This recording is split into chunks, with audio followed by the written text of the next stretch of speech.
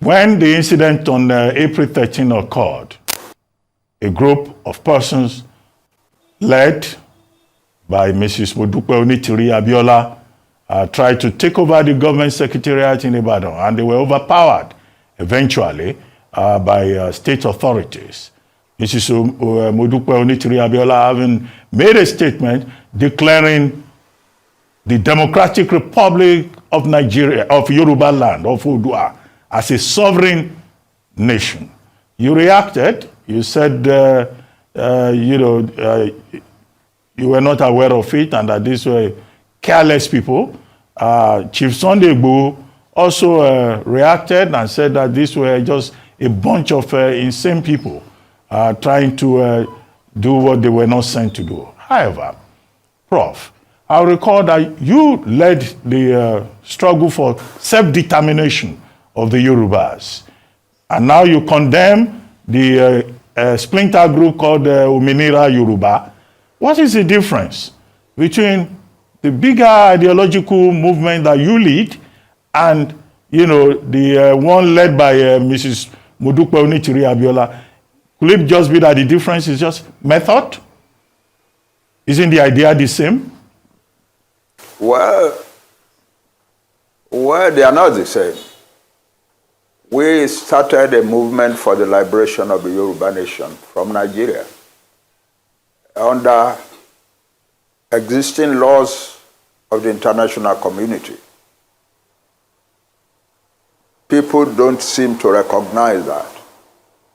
There is a law,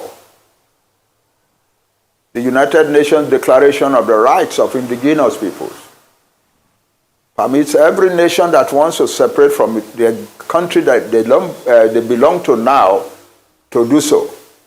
But you have to do it peacefully. That's a provision. You cannot say because you want self-determination for your nation out of a country, you want to destabilize a country, you want to break down the peace of the country, you want to attack the laws of the country. No, that's not allowed. The movement that I lead is an intellectually sophisticated movement, disciplined, and no member, not a single person in the entire movement, and we are in the millions all over the world. We are in the millions. Not a single one of us will do what Mrs. Abiola did, what Onitiri did. Not a single one of us. She and her people were entirely on their own. They are not part of us and we are not part of them in any way. Our struggle for self-determination has been pursued peacefully. We started in 2019 and this is 2024. That's roughly 5 years now, slightly under 5 years. And we have no record of violence. In the year 2021, in the middle of year 2021, we launched a number of rallies, public rallies. The first one was in Ibadan, and it was very large. About 1.2 million people were present in that rally. And we thought, we had done well. But then we moved to Abeokuta, and people in Abeokuta were much larger in number than the ones in Ibadan. And we went to Osogbo, and from there went to Akure, and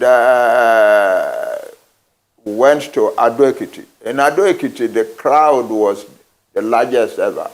About 3.1 million people clogged the streets of Ado-Ekiti for the whole day.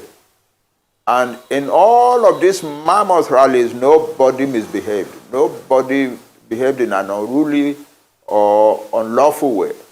The police didn't have to caution anybody. The police did not arrest anybody. Nobody was wounded in any way. It was a happy rally.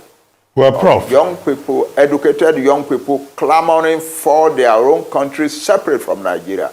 That's entirely lawful. Well, Prof, there is a report. Entirely under the law. Prof, there is a report in the paper. And so nobody was arrested. And nobody can be arrested in such circumstances. Well, Prof, there's a story in the papers today. That's who we are. Well, Prof, there is a story in the papers today saying that you, as a leader of the Yoruba self-determination movement, you have now written to President Bola Ahmed Tinubu to say that Yorubas would like to break away from Nigeria through negotiations. Do you think that President Tinubu will allow his government to sit at a table with some Yoruba people saying they want to break away from Nigeria when Section 2 of the Constitution says that Nigeria is indissoluble and indivisible? That's what the Constitution of Nigeria says. But the law of Nigeria also, part of the law of Nigeria says that self-determination is a legitimate right. Well, because when the United Nations passed the declaration, Nigeria was a signatory to it. Nigeria brought the law, that declaration, to the National Assembly. The National Assembly approved it, and the President of Nigeria signed it. That made it part of the law of Nigeria. The same thing with the Africa Charter of human and people's rights. But Prof, sir, the President of Nigeria brought it to Nigeria, took it to the National Assembly. The National Assembly approved of it. Then the President signed it. That makes it a part of the law of Nigeria. And courts in Nigeria have made the statement that fighting for self-determination is not unlawful in Nigeria. So we are not doing anything unlawful. But sir, and we have no reason to want to stop it. But sir, correct me if I'm wrong. The same Nigerian constitution says that even when we sign international covenants and conventions, it becomes law in Nigeria when it is domesticated. Now, you are an Awoist. You were part of the Awo movement and all of that. Awo, the late sage, wanted self-determination in the constitution, 1916, 1963. He never succeeded. And the Nigerian constitution does not allow anybody to say they want to break away from any part of Nigeria. So I don't know. I mean, you are the teacher of history. The law, the laws of Nigeria allows individual Nigerians or groups of Nigerians to advocate for self-determination for their people. That cannot be contradicted. The laws of Nigeria allows peoples in Nigeria to advocate for the self-determination of their people. Well, I'm just that's the law. Well, but that's why when we went on rallies and so on, nobody could arrest any one of those boys and girls. Well, but because they were acting entirely lawfully. Okay, Prof. No, listen, there is in this kind of situation after the folly and the criminal folly by Onitiri and the others, there is a natural reaction. And people are now saying that Nigeria are now saying things that are really not true about Nigeria. The laws of Nigeria allow Nigerians to fight for the self-determination of their people peacefully. Well, I'll try and check. And Yoruba people who are fighting peacefully for the self-determination of the Yoruba nation from Nigeria are doing it absolutely lawfully. But do you have any expectation that President Tinubu will sit down and negotiate for the Yorubas to leave Nigeria when he is himself a Yoruba man? That is the business of the president. He will do what he thinks is good for the country. We will do what we think is good for our own nation from Nigeria. And nobody is disputing the fact that we Yoruba are being destroyed in Nigeria. Last night, only this last night, crowds of young people called me from somewhere in Oyo State that Fulani people had invaded their village and had scattered the whole place. We cannot continue to live like that. If anybody thinks that a people like the Yoruba people will continue to live like that, you are deceiving yourself. You may pander to the Constitution. You may pander to the authorities of the land. but you cannot twist the truth out of existence. That's the thing. You cannot say you do not know that the Yoruba people are under pressure in Nigeria. You cannot say that Yoruba people are not being killed and killed in Nigeria. You cannot say that that a group of young men did an estimation of how many Yoruba people have been killed. They think it's up to about 29,000. You cannot put that way. So why are some people behaving as if you're pandering to the government and pandering to the government, to the authorities? Negates the rights of other people. It doesn't. Well, no matter how much you pander, you can't tell me, oh, is President Tinubu going to sit with us and so on. It's his duty to sit with us. That's his duty. Well, the law says so. Well, we write a letter to the president. It is his duty to answer us. And he can say no, what you are asking for, I won't grant it. But he has no right to, he has no duty to tell us, I will not answer your letter. But sir, he has a duty to answer our letter. You raised these same issues under the Buhari administration. President Buhari did not just ignore. Yes. He went after Sunday Igboho and he showed that his government would not allow any kind of challenge from anybody, whether Yoruba or Igbo. Why would President Tinubu listen to you, even when you said you were not interested in the election?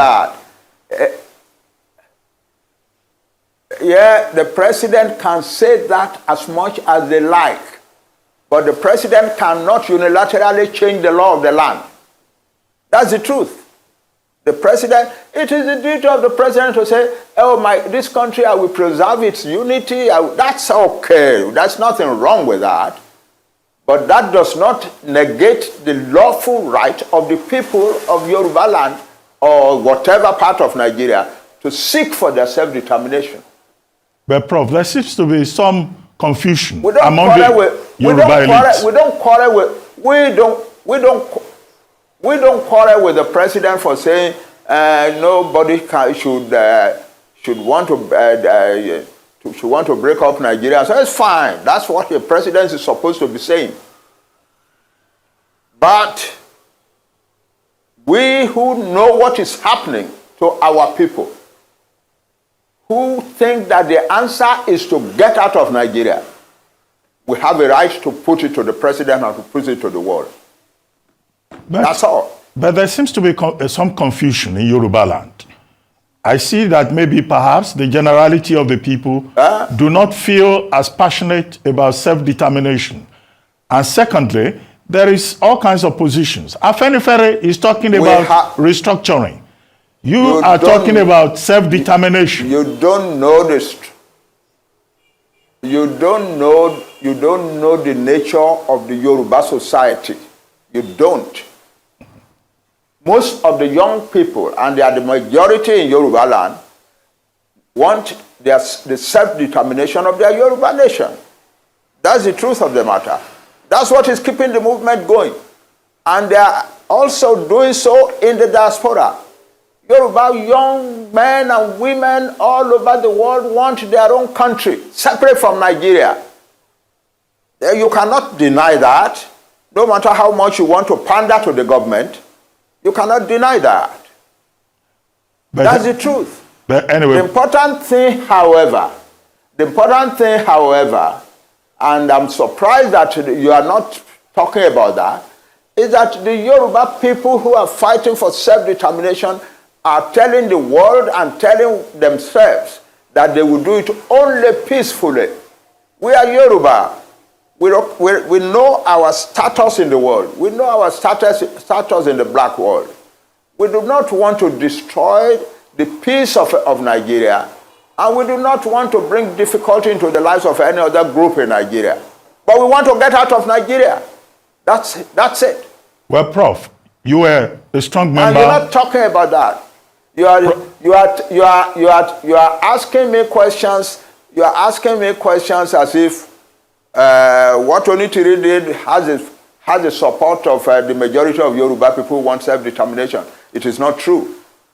Well, Prof. She has a small minority of a section that is ready to do illegalities. A year ago, they went and attacked a radio station in Ibadan and so on. Now this year, they are attacking the entire government of Ibadan and so on. No, but we have never sent anybody to go and do that. And we do not support it or encourage it.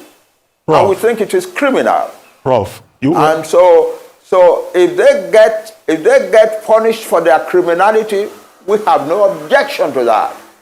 Prof, you are a strong but you member. Cannot, because of them, generalize opposition to self-determination. You cannot. Well, Prof, you are a strong member of the Unity Party of Nigeria, also a very strong member of Afenifere. Afenifere is talking about restructuring. You are now talking about self-determination.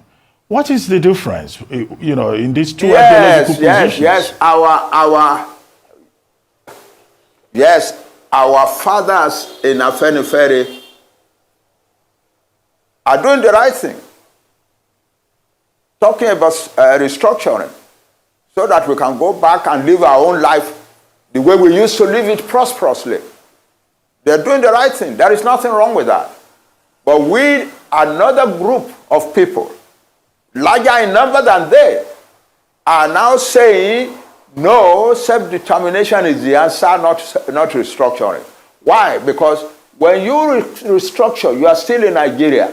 The people who are coming and disrupting your life and destroying your farms and killing your women and raping your mothers and daughters and so on are still Nigerians. They still have a right to come to Nigeria. The only final solution to that is to separate so that you have a separate Yoruba country where we can make our own laws and so on, to which we admit only people we want to admit. So nobody can claim that they have a right to come to our land. They don't have such a.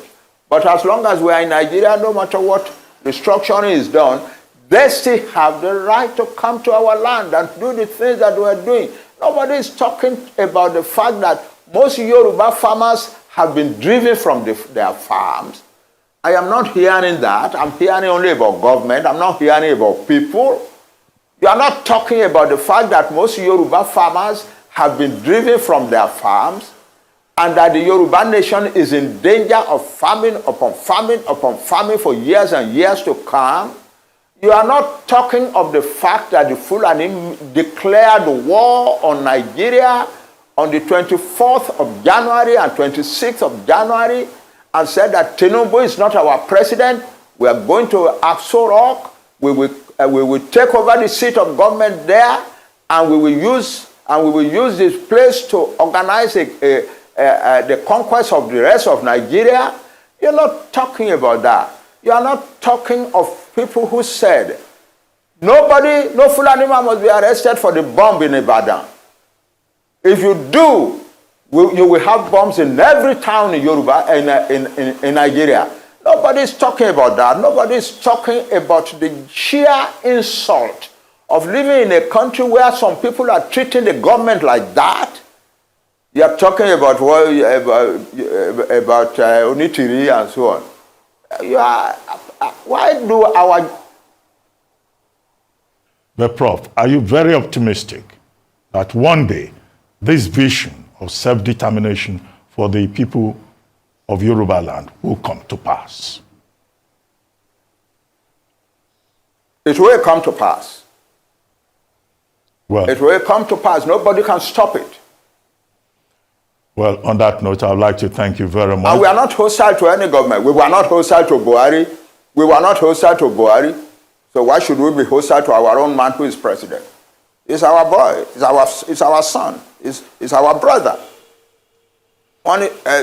So we cannot be hostile to him. We were not hostile to Buhari.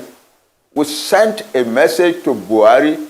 Buhari told his people that election was coming. He didn't have time to answer us. And so they didn't answer us. All right. But elections are not coming now. and we want the president of Nigeria to discuss with us. President Buhari stood up in the United Nations General Assembly in 2016 and 2017 and said, self-determination is the legitimate right, the inalienable right of every nation in the world. He said that.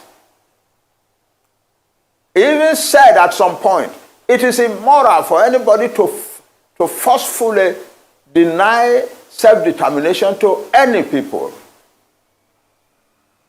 So people ask him, what about the people, the indigenous people of Biafra who are asking for their nation? He said, if the people who are asking for Biafra would do it peacefully through a peaceful organization, then the Nigerian state will have no other option than to discuss with them, to negotiate with them.